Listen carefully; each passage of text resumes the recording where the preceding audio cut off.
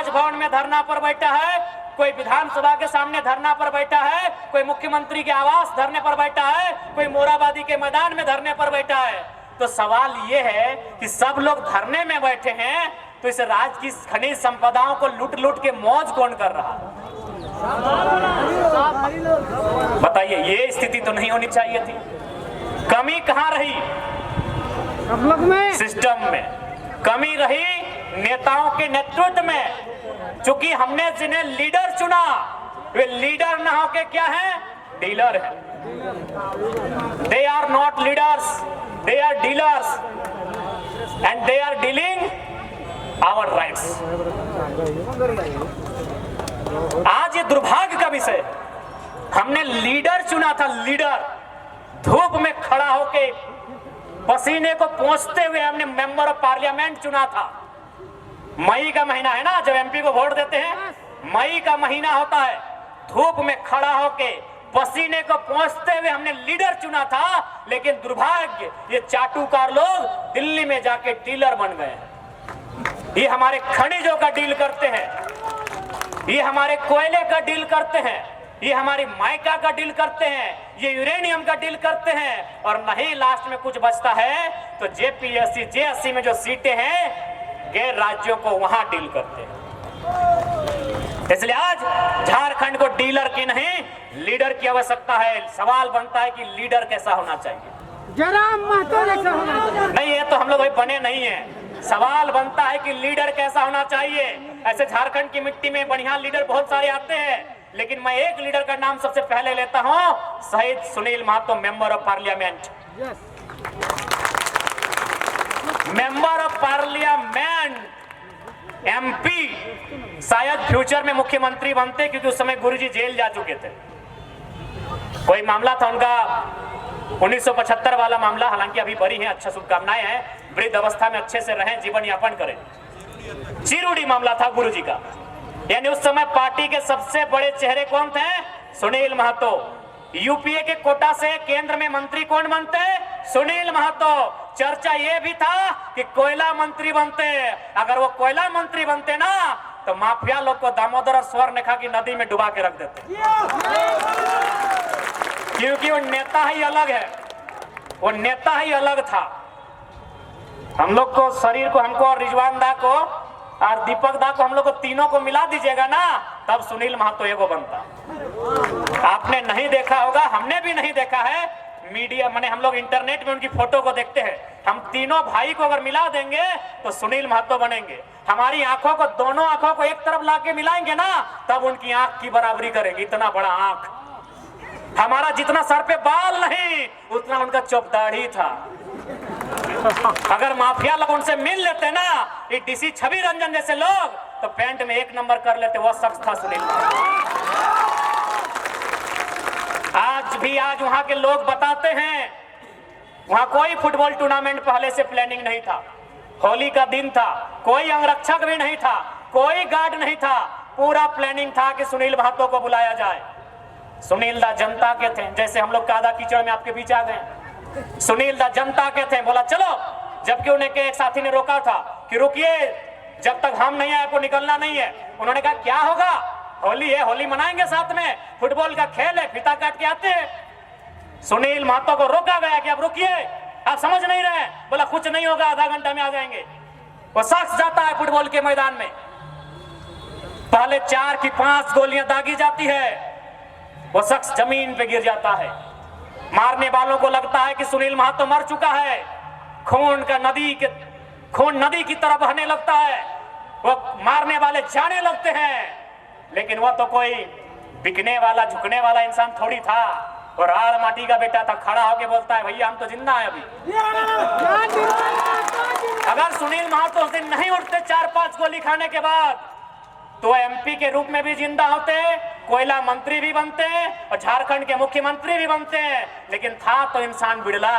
खड़ा हुआ, फिर गोलियां दागी गई और एक एक करके 12 गोली दागी गई थी। और याद रखिए, एक भी गोली पीठ में नहीं, सब कलेजे में दागी गई थी। ऐसा लीडर आज भी झारखंड की मिट्टी को, ऐसे लीडर की आवश्यकता है।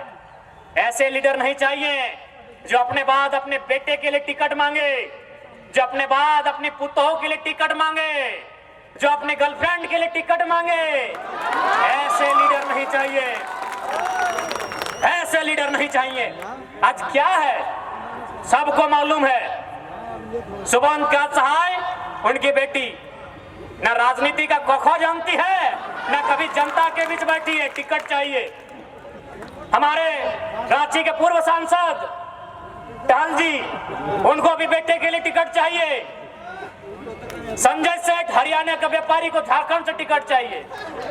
समरी लाल दीदी ठीक बोली कि मदन लाल के बाद, भजन लाल के बाद शर्मा, वर्मा, उरांव, मुंडा, महतो कुछ ना कुछ होता है। ये लाल जी तो पूरा घपला करके बैठे हैं। राजस्थान का आदमी को टिकट चाहिए। आज ईमानदारी से बोलिए, कौन सा लीडर है जो अपने परिवार के बाहर झारखंड की चिंता करता हो? आज सबको चिंता है कि मेरा बेटा कैसे सेट हो, मेरी बेटी कैसे सेट हो, मेरी पुतोह कैसे सेट हो, मेरी अर्धांगिनी कैसे सेट हो, मेरी एक्स कैसे सेट हो। आज इनको इस विषय की चिंता है, मजाक नहीं है। सबसे ज्यादा तो जितने मंत्रालय में बैठे हैं उनके बारे में चर्चा है कि ज्यादा एक्स लोग की चिंता है। तो आज ये इस बात की चिंता करते हैं, आज वो केवल अपने परिवार की चिंता करते हैं। इसीलिए आप जाके देखिए, स्कूल किसका? विधायक जी का। मॉल किसका? सांसद जी का। कॉलेज किसका? मंत्री जी का। अस्पताल किसका? सिंगल मैडम का। और हमरा क्या? हमरा क्या? बादाम, कच्चा बादाम, चिनिया बादाम। मैं बताइए आप ईमानदारी से, जितना आज जितना भी मॉल, अपार्टमेंट, न्यूक्लियस मॉल से लेके बिग बाजार, न्यूक्लियस मॉल से लेके बिग बाजार, तमाम सेठ से लेके तमाम उद्योगपति तक चले जाइए, उनका पार्टनरशिप किससे? फलाना विधायक से, फलाना सांसद से, फलाना मंत्री से। इसलिए आज झारखंड को ऐसे लीडर्स की आवश्यकता है जो झारखंड के आने वाले भविष्य की चिंता करें। आज माननीय मुख्यमंत्री जेल से बाहर आए। हम लोगों ने उम्मीद किया था कि जेल से बाहर आए हैं, तकलीफ में रह के आए हैं, तो जिस प्रकार वो काल कोठरी में रह के आए हैं, वो समझेंगे कि छात्र भी काल कोठरी में रहते हैं। वो काल कोठरी एक भाड़े का घर होता है, वो काल कोठरी एक लॉज होता है। रांची के फिरयालाल में और धनबाद के रणधीर वर्मा चौक में, हाउसिंग कॉलोनी में, और हजारीबाग के कोर्रा और कोलंबस के चौक में, कि मुख्यमंत्री जैसे एक जेल से रह के आए हैं, जब बाहर आएंगे तो झारखंड के जो युवा हैं, जो बहन हैं, जो भाई हैं, जो कंपटीशन की तैयारी कर रहे हैं, जो 5 साल भाड़ा का घर लेके रांची में है, जो गैस का चूल्हा लेके रांची में है, जो घर से चावल लेके रांची में है, जो माँ से पिताजी से महीना में 100 रुपया 200 रुपया लेके रांची में है, हमने सोचा कि काल कोठरी में रह के आए हैं छात्रों, जो काल कोठरी में रहते हैं उनके दर्द को समझेंगे। लेकिन कह रहे हैं कि मेरे 5 साल का हिसाब कौन देगा? तो हमने 5 महीने का, तो हम लोग भी पूछ रहे हैं छात्रों के 5 साल का हिसाब दे दीजिए। माननीय मुख्यमंत्री अगर अपने छात्रों के 5 महीने का हिसाब देंगे तो सही कहते हैं। 5 साल का अगर हिसाब देते हैं तो आपके घर में अगर हम लोग को बागवानी करना पड़ेगा हिसाब देने के लिए तो तैयार है। आइए आप छात्रों का हिसाब दीजिए। यानी उन्होंने भी बता दिया कि हमें अपने उन 5 महीनों की चिंता है। राज्य के मुखिया ने क्या बताया कि अगर मुझे चिंता भी है तो उन 5 महीनों की है जो मैंने काल कोठरी में बिताए हैं। अरे हम लोगों ने एक जवानी दे दिया है यहाँ के छात्रों ने, उस जवानी में एक कहानी दे दिया है। किसी ने बाल सफेद करवा लिए तो किसी ने आंख में चश्मा चढ़ा लिया तो किसी का तोंद बाहर आ गया। गलत बोल रहे हैं क्या? अरे उन नौजवानों ने जवानी दे दी, उस जवानी के संग एक कहानी दे दी। उनकी चिंता कौन करेगा? माननीय मुख्यमंत्री साहब।